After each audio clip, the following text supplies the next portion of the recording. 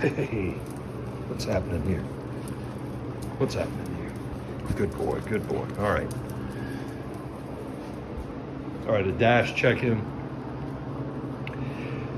Denatured alcohol is removing the factory black paint. Just in case you weren't grossed out by the mold growing in it, you can touch the black paint and put thumbprints in it easily. And that is prior to any chemicals getting on it. That is the way the car actually came to us when my dad bought it 8 or 9 years ago, whenever that was. And the part where the dash plaques were had already pulled through, so something needed to be done about this anyway. But the denatured alcohol is working really good.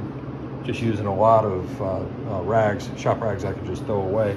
Wipe that off, get it dry, and gonna put some kind of vinyl paint.